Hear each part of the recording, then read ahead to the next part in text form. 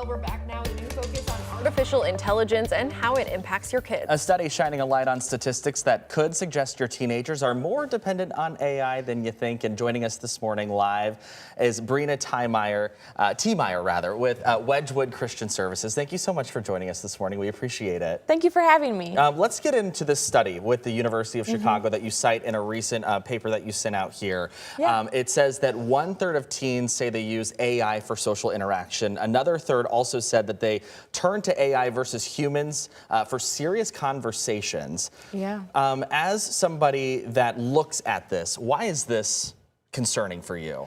There are some red flags coming out, and some of those things are including that AI companionship is not only going to disrupt some of our ability for our adolescents' brains that are developing, it's going to disrupt their ability to build those human connections, those social skills that we need for real empathetic conversation, because AI companionship is going to be a frictionless relationship. Right. You're not going to have any form of compromise or disagreement. You're going to have an agreeable, available 24/7 bot.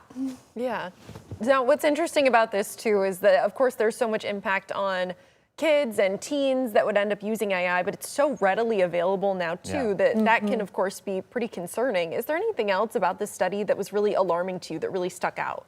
I think what's alarming is that we are seeing an increase in use, and although AI can be a tool, we're not seeing an increase in education at the same time on how to use that tool appropriately. And so I think we're catching up to the spread of the use versus being preventative. So we didn't come out with all of the education on how to appropriately use it, what were the concerns, what was AI companionship, and now we're coming back at it of now that we see the warning signs and the dangers, how do we combat what we're seeing? I think what's interesting to me is this is such a stark report. I don't think anyone is surprised by some of these things that this report is claiming. What are you seeing here locally that especially concerns you when it comes to, something that we're watching in this study? Yeah, we see, unfortunately, minors coming in for treatment saying that they don't need to talk to a professional because they have someone that already knows and understands them. They have someone that agrees with them.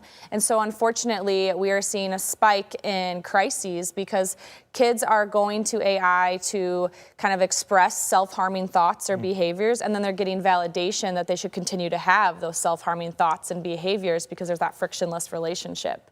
And so we're not seeing kids understanding that it is okay to seek the professional help, and it's okay to try to put the time in to build that therapeutic rapport, to build that relationship in order to help you kind of empower yourself to be a better version of yourself. Rather, they just want that frictionless relationship and get what they are hoping to receive, and just getting validation that it is okay to have hopeless and helpless thoughts. Yeah, the instant gratification, if you will, of it all. Yeah, it's definitely still some good news that it sounds like teens are still prioritizing human interaction over using bots and AI. Can you kind of talk a little bit to that as well?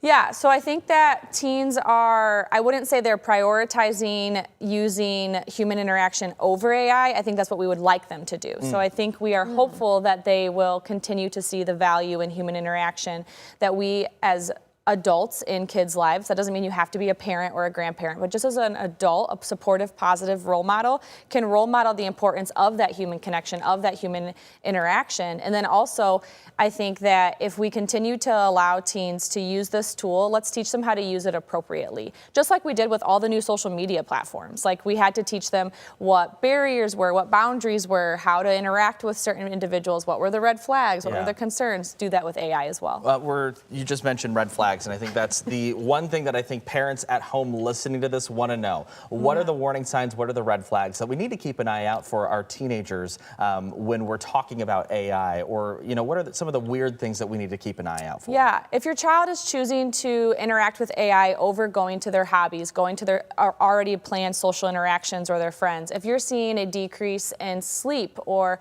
maybe some addictive personality in regards to they are feeling addictive to when they can't get to the AI, so they're then having increased anxiety or depression because they're feeling unfulfilled from that lack of gratification, instant gratification. If you're seeing that your child is experiencing any of these things, or if you go to ask your child simply, what do you use AI for? and they are unwilling to kind of have a conversation openly about that, you may want to look into what they're asking AI about. And I think I got asked recently by a caregiver here in Kent County of, well, my child just asked AI about what are suicidal thoughts. How do I know if I'm having them? Should I be concerned? And I said, the moment your child brings up suicide is the moment that you seek professional help. So if they're asking about it, then it's on their brain. Absolutely. That is definitely alarming to hear, of course. And there's such a fine line when it comes to using AI where, of course, there's that dependency that can be formed pretty easily, too. Can you talk about some ways that we can maybe curb that dependency to make sure that if kids are going to be using AI, that they can use it in a responsible, safe way? Yeah, I think, again, it's going to be role modeling, but understanding that, so all behavior is meeting a need. So when we're using AI, there was a need that needed to be met. So asking and understanding what was that need. Was it for companionship? Then how do we encourage other outlets for that companionship? Was it for rewording a paper for school? Okay, that's allowed. We can use it as a tool for that. But then how do we kind of continue to educate them on using it as a resource to help us with rewording versus writing it for us and still having our own human piece to it? And I think it's reminding them that you have to have that human piece, not only in your relationships, not only in your connections, but when you use AI for what it was originally intended for, was a resource. Yeah, if I'm a parent, I think a lot of these hard conversations are pretty tough to have with our kids, very uncomfortable at times. How can I have an age-appropriate conversation with my teenager if I'm concerned? I think the first thing to ask is, what do you know about AI? I would just start there. And then, what are you using AI for? And can you show me how you use AI? If you meet them on their ground, instead of saying, you shouldn't do this, or you should do this, or are you setting automatic boundaries, they're more likely to be open because you're paving a path for a conversation versus going directly into reaction or discipline.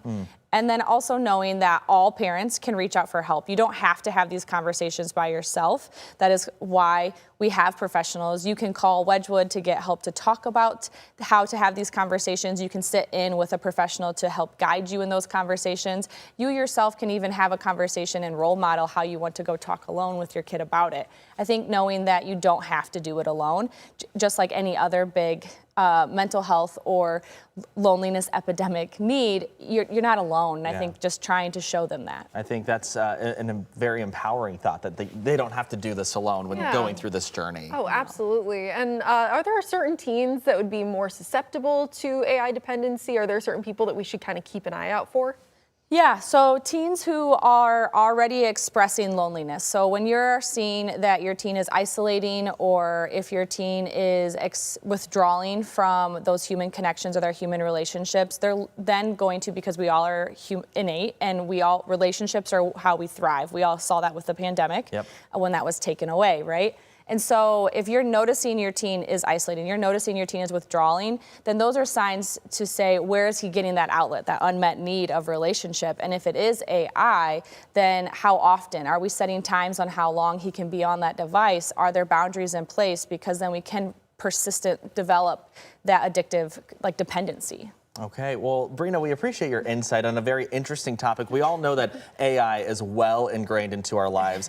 These are some tools that I think folks can really keep in their toolbox in case they notice their teen using AI a little more than they should. We appreciate it. Thank you so much. Thanks for having me. It is.